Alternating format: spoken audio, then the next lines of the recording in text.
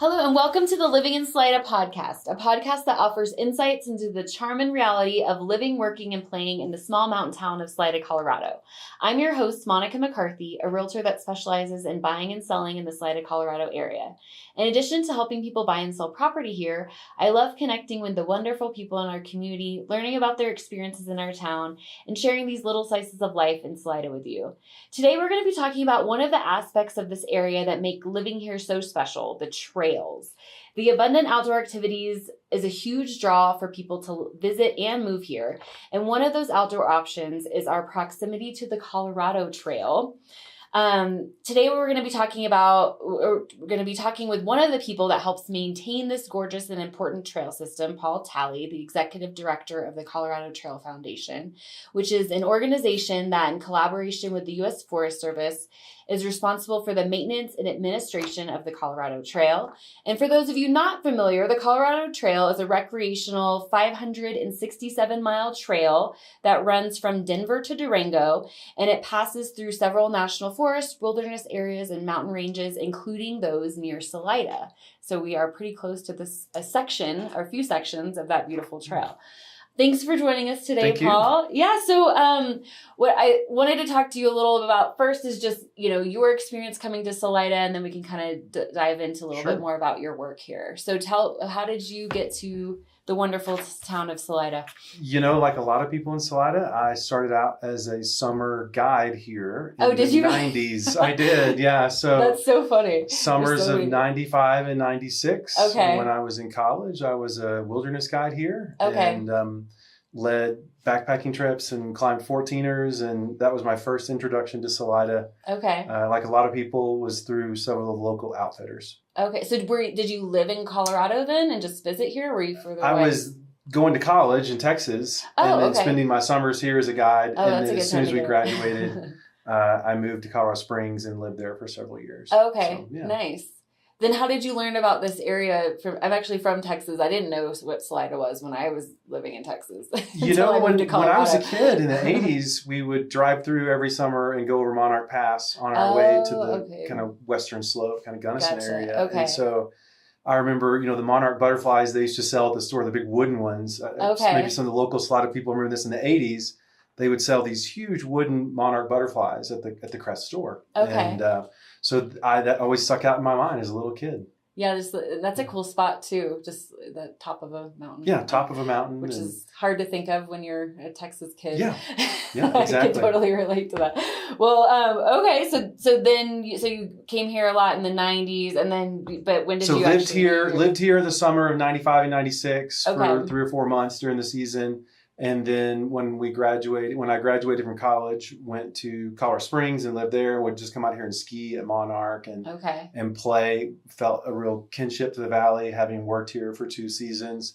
And then went about my life for 20 years running nonprofits. And then a year ago, moved back to the valley to work with the Colorado Trail Foundation. Oh, okay. So that was just a year ago this June. Okay, so you're fairly new here. Fairly new, yeah. And it's a lot different than it was in 95 and 96. Yeah, how so? What are so? I can make some guesses, but give me some downtown overview. Only had a few things going on in 95 and 96. It was more of a ranching town at the time. Yeah. The whitewater companies had a big presence here in the valley, but for the most part, it was just along the river corridor.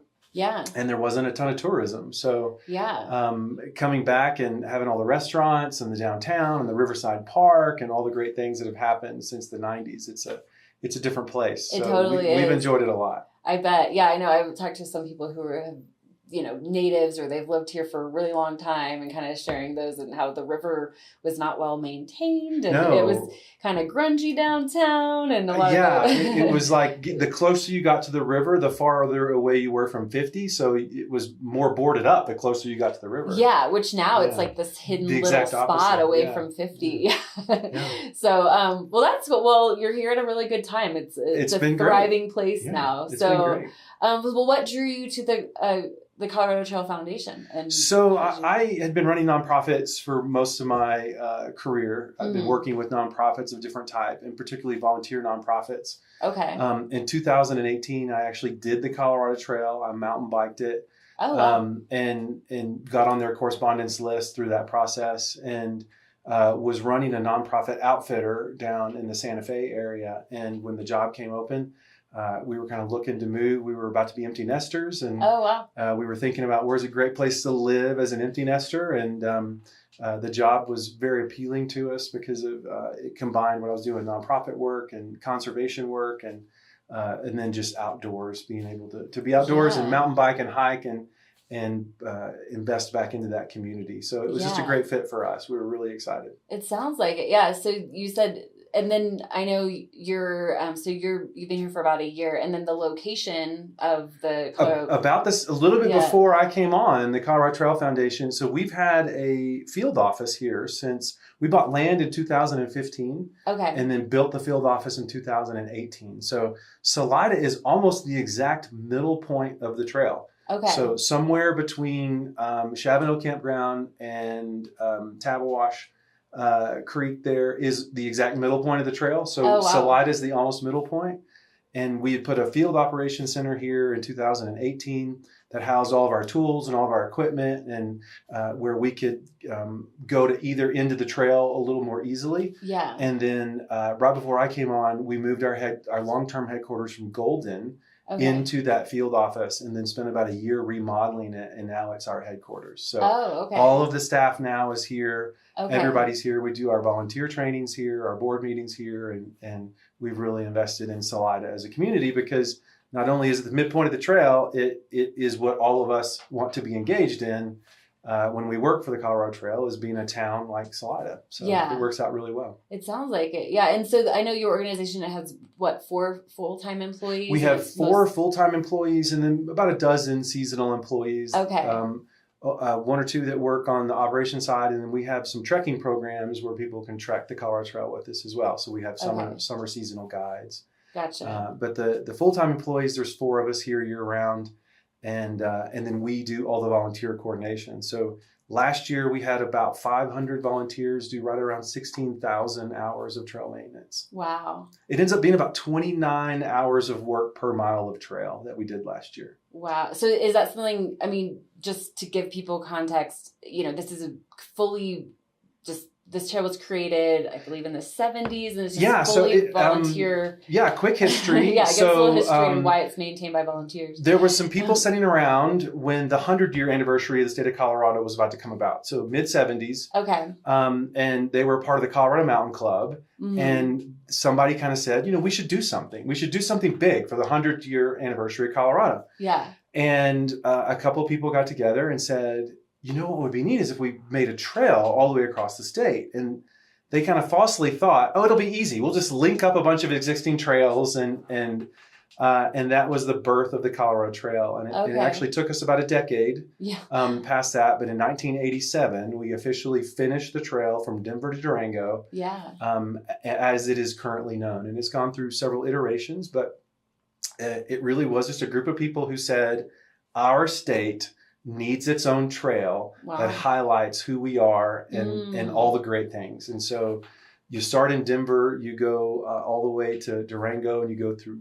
about 15 different cities and some of the best parts of Colorado. So it really is a trail for the state of Colorado. It's and you get, just the views. I haven't hiked the whole thing, incredible. But I've done sections. Yeah. It's got to be absolutely amazing. Incredible. And people actually come from all over the world. We get completer, we send out completer certificates, people who complete. Oh, okay. And we send them all over the world because people fly in every year and spend the summer doing the Colorado Trail. And it's become one of the main through hiking trails. There's about 4 or 5 in America, and it's become one of the ones that people really enjoy. And we think it's the most beautiful, and we love the fact that it was built almost entirely by volunteers. Yeah, that does make it more special. Yeah. And then it's maintained that way. So kind of back to what you were saying. Maintained that way as well, yeah. So kind of give people an insight into what it takes to maintain such an important trail in our state? So it takes a lot of time. Most people, when they go hike on a trail, you just take for granted that it's here. And maybe you see a footbridge every once in a while or a sign that reminds you that people worked on it. But the reality is we live in a harsh environment where there's always erosion, there's always water damage. And so we have 2 ways we maintain it. We actually have about 116 adopters that routinely go on the trail and do what we call a doctor work. And that's just the regular maintenance of making sure that the trees are cleared off the trail, that the trail's walkable, that it's well signed, that bridges are working, that river crossings are safe. And then when we have larger projects where we have to either repair a section of trail or sometimes even just move it because erosion has gotten too bad or there's been an avalanche, we'll do week-long crews. So this year we'll have 11 week-long crews along the trail, accompanying about 300 people that will come together and just volunteer their time to do the work. And we've got warehouses full of tools and experts that work with them and people who lead those, and our staff just coordinates all of the effort that goes into that. So those are the two main ways, either through our Adopt a Trail program, which is just regular people all across the state who just give up their free time on the weekends to come fix trail, or our week-long programs where people sign up and say, I want to go with you. And then the week-long programs, sometimes they backpack in and sometimes we can drive to the location. Well, then I know I was watching one of the videos you had online. It sounds like some people chose that as like a family trip to do the week-long thing. And we also have several generations. It's really interesting. We had a gentleman on a crew a couple years ago. It was the grandfather, the son, and the grandson all working. And the grandfather had been volunteering with us since the mid-'80s. Wow. So, what an amazing thing to pass on. It's an amazing legacy.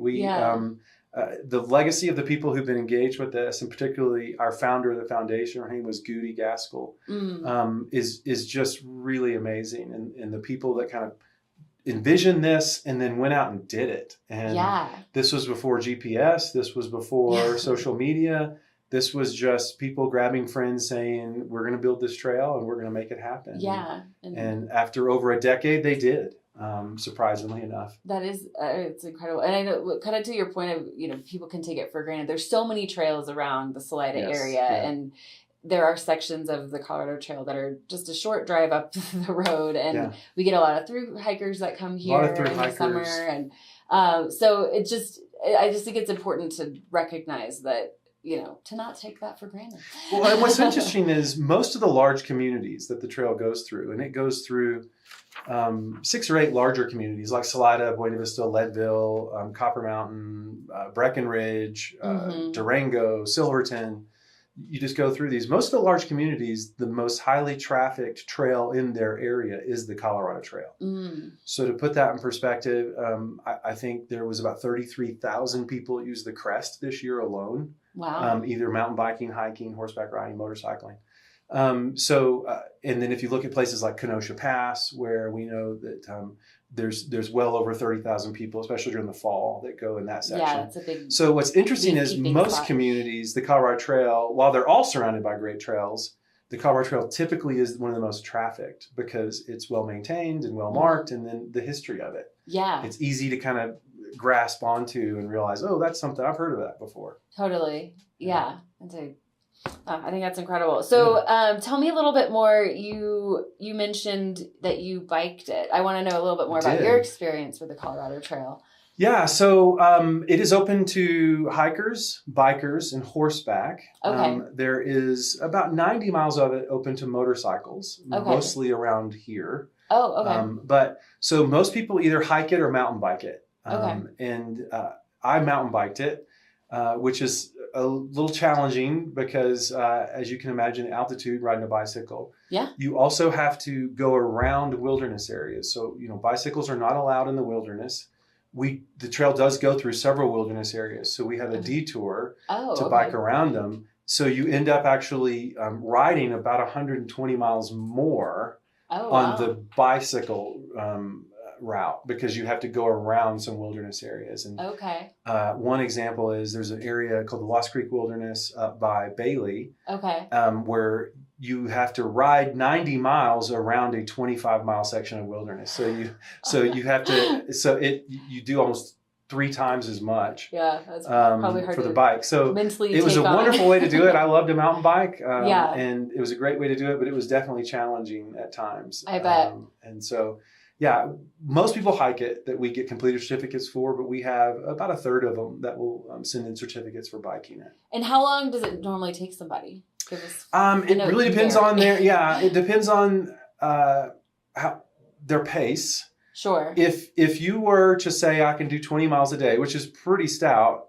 you can do it about 5 to 6 weeks. Wow. So most people will spend a good portion of the summer doing it.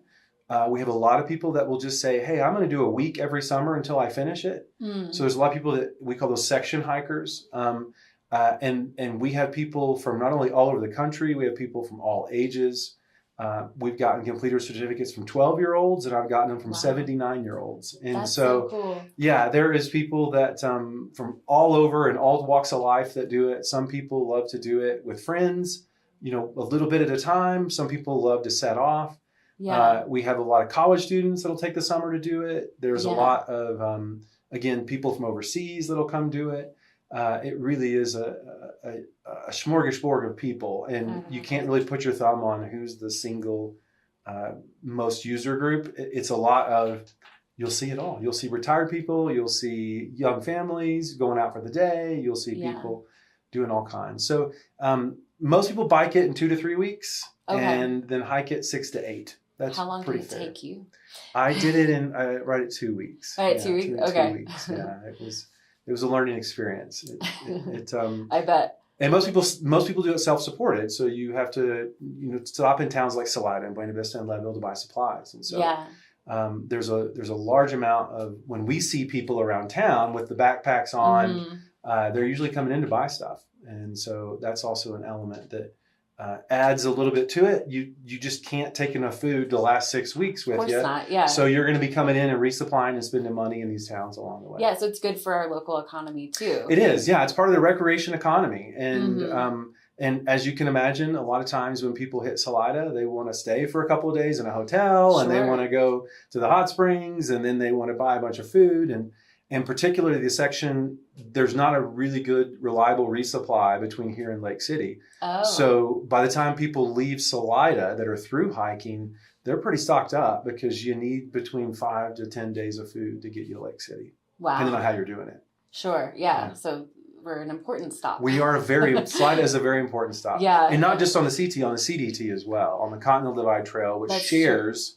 So 300 miles of the Colorado Trail is shared with the Continental Divide Trail. Okay. So people always coming through north or southbound, going from Mexico to Canada on the longer one, stop in Salida as a very important resupply as well. Absolutely. Yeah. And I know I talked to the owner of Oveja Negra who does the biking pack. So I know she sees people from all that because they often need her gear to carry all their stuff. Salida is such a great mesh point of a lot of these long distance trails. So there's also people who mountain bike the Continental Divide Trail, do what's called the Great Divide Mountain Bike Route, and it actually goes in front of the station here. Oh, well, that's pretty cool. So when you see people on big bikes with gear hanging off, they're usually either doing the Colorado Trail or often the Great Divide Mountain Bike Ride as well. And again, Salida is a very important resupply point. Absolutely. Well, you were giving us some great insights into just, important parts of this community. Yeah, important parts of the people that love to suffer. Yeah, I guess is what you'd say. People who love to do weird things with bicycles and hiking and all that. Well, yeah, I mean, I'm more of a day hiker, but I love being able to just easily go out to these beautifully maintained, so thank you, trails. So if you're somebody who, appreciates the trails, maybe isn't able to volunteer, or I guess, what are ways that people can support your organization? Absolutely. If trails are dear to them. Yeah, so if trails are dear to people, we're very uniquely positioned in the valley here. Mm-hmm. There are many trail organizations doing lots of great work. Yeah. And there's a lot of crossover. A lot of times people who volunteer with us from Salida also volunteer with one of the others. Okay. So volunteering obviously is a way. Sure. Financially, one of the interesting things about the Colorado Trail Foundation is we are independent. We are a nonprofit that's not supported by the Forest Service or the federal government. Oh, okay. We draw very little from the Forest Service, which helps us right now in a time when those agencies are drawing back. I was wondering how that was affecting you. Yeah. We're very well positioned because traditionally we have been for Colorado by Coloradoans. And so typically we just have lots of little donors over the whole state who help us do our work. So volunteering, donating, those are really big things. And then also just awareness. Yeah. Living in a place like Salida, I feel like everyone needs to be aware of what it takes to conserve and maintain all these public lands. Yeah. And again, there's great organizations here in town that also do that, both on the river and in the forests. Yeah. So it's easy to get plugged in Salida. It really is. Yeah. And it's great that there's so many people who care about continuing to make it nice. Yes. And yeah. And then pack it in, pack it out, right? Yes. Yeah. Take everything with you. Get it out. Don't trash out our trucks. And the other thing is too, we have a saying around our place: "Thou shalt not tag your photos." Okay. So for instance, one of the things that's happening right now in national lands is everybody's tagging their location in their photos. So somebody else wants to go there, and then it just gets loved to death. So, interesting. So our new one, besides pack it in, pack it out, is we often say, "Thou shalt not tag photos." Okay. So don't put locations in photos. Let people discover these wild places on their own. Okay. Yeah. Okay. That's good to know. I hadn't heard that one. Yeah. So yeah.